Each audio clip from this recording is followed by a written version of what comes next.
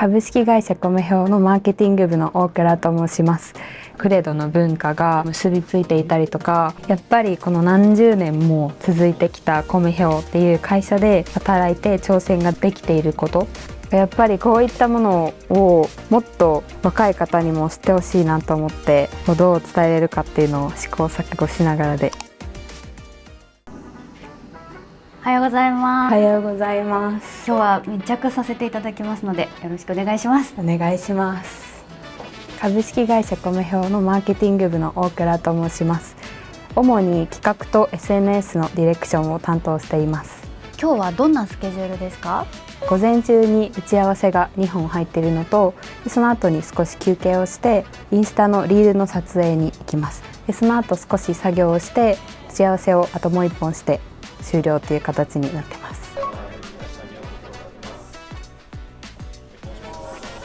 コメ兵の朝礼はそういうクレドっていう行動指針があるんですけど、それを毎朝読んでいる形になります。この行動指針が一人一人にすごく身についていて驚きました。これがクレドだねっていう会話もあったりします。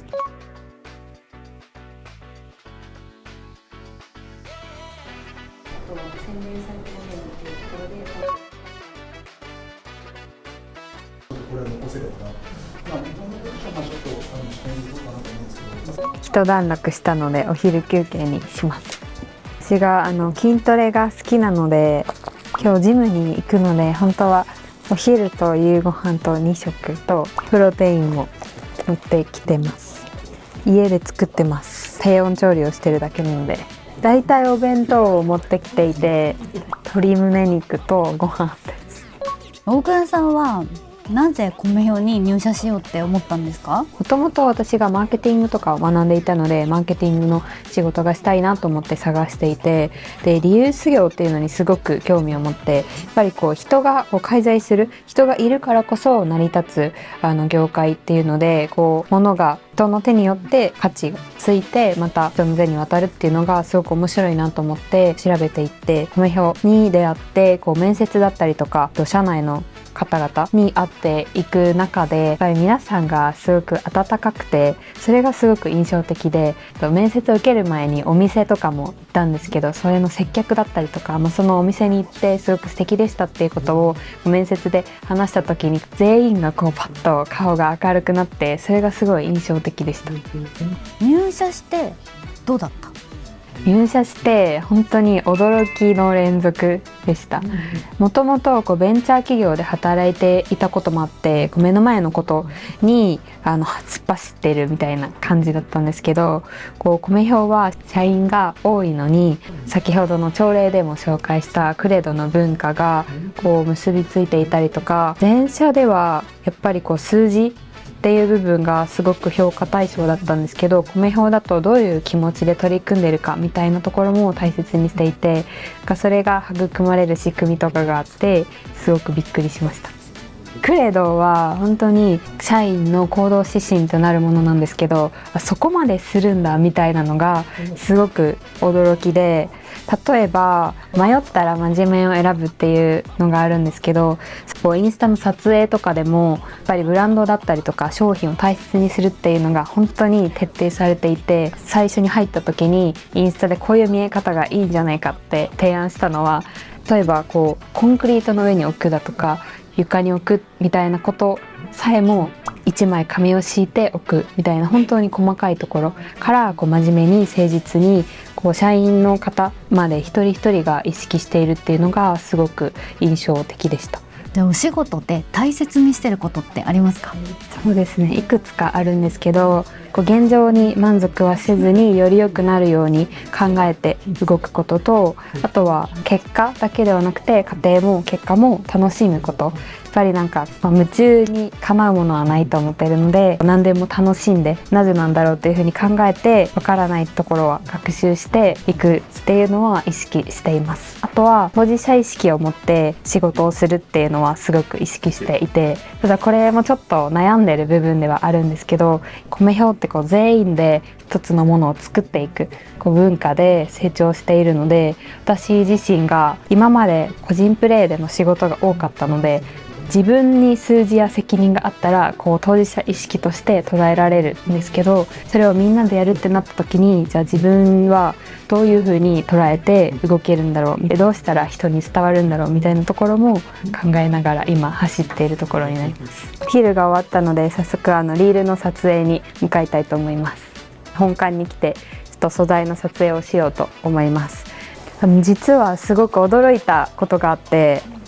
私が入社をして初めて知ったんですけど、米表にはリメイクジュエリーっていうジュエリーがあって、お客様から買い取りをした品物から上質なダイヤだけを取り出して新しいデザインでリメイクのジュエリーを作って販売をしていて、すごく上質なダイヤを1万円台から購入することができて、ダイヤって聞くとこう手が届かないようなものだと思ってたので、価格がリーズナブルで上質なダイヤを購入できるっていうのがすごく驚きました。結構華奢なものだったりとか、あとは何て言うんですか、今時のデザインみたいなものが多いので、私と同じような年代の方が使う SNS を通して興味を持ってもらえたらいいなとは思っていて、その時におって目を引くようなリールが切り口で、こんなものもあるんだ、米表に行ってみようって思っていただけたらいいなと思っていて、なんかその方法だったりとか、どうしたらこう目を引くのか、クリエイティブを作れるのかみたいなところはチームのメンバーと模索しながら今やっているところになります。スタッフの方が運用をしてくださってて、おすすめの商品だったりとかスタッフのこう着こなしだったりとかも上がってるので、ぜひチェックしてみてください。マルジェラだったりステラだったりとかビルサンダーとかもいろいろ豊富に揃ってて、ユナイテッドアラーズのパンツが3500円っていう、次のお客様にも使っていただける品質のものだけを取り扱ってるので、ユーズドだからこそ楽しめる。撮影が夏なんですけど、ダウンがあったりとか、こういった春とか秋に着るようなアイテムも揃ってるので、季節ものだけじゃなくていつ着ても出会える、欲しかった商品に会えるのはすごい楽しい。今ちょっと発見しちゃったんですけど、MM6 がこんなに可愛いのがお得に買えて、私売り場に来ると毎回物が欲しくなるので危険なんですよ。一本通りをまたいだところにバッグプラスっていうバッグの専門店もあって、そこもバッグが可愛いのがすごくいっぱいあるので、毎回欲しいものを増やして帰ってきて何を買おうかなってやっぱりこういったものをもっと若い方にも知ってほしいなと思って、どう伝えれるかっていうのを試行錯誤しながらで、今日は下見っていう感じで来てます。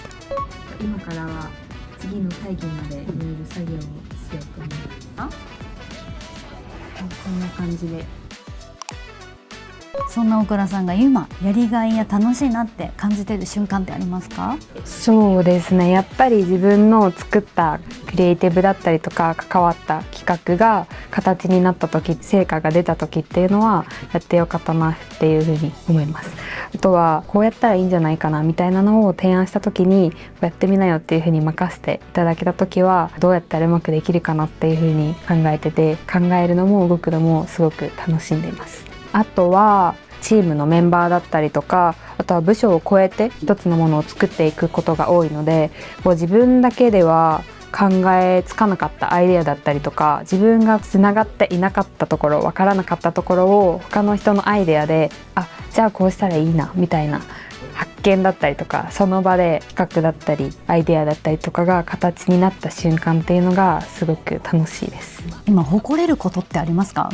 やっぱりこの何十年も続いてきた米表っていう会社で働いて挑戦ができていることっていうのはすごく誇らしく思います。この前も店舗に撮影に行ったんですけど、米表ってずっとあるんだよ、変化しながら米表は栄えてて本当にいい会社だねっていう風にご年配のお客様から声掛けをいただいて会話してたんですけど、その時に私はまだ入ったばっかりだったんですけど、心が温かくなったというか、今までいろんな方々がつないできてくださったものをまた私が仕事ができてるんだっていう風に感じたので、お客様の会話だったりとかお声で誇らしいなっていう風に思いました。これからの目標ってありますか？これからの目標は強いチームを作りたいっていうのが目標です。理由としてはさっきも話したんですけど、個人だと限界があるなっていう風に感じていて、チーム米表っていうクレドの文化があるんですけど、こう一人一人の良さを掛け合わせてもっといいものを作っていけるように目標を立てています。でそこでも自分だけが動くのではなくて、こう人にじゃあどうやって伝えたらやりたいって思ってもらえるかみたいなところだったりとか、伝え方の部分だったりとかも今すごく模索しているところになります。また引き続きよろしくお願いします。これで一日のスケジュールが終わりました。お疲れ様です。お疲れ様です。この動画が良かったらいいねをぜひお願いします。この後先ほど紹介したそのダイヤの解説だったりとかダウンの動画とかも出るので、ぜひチャンネル登録もよろしくお願いします。じゃあお疲れ様。お疲れ様です。また明日ね。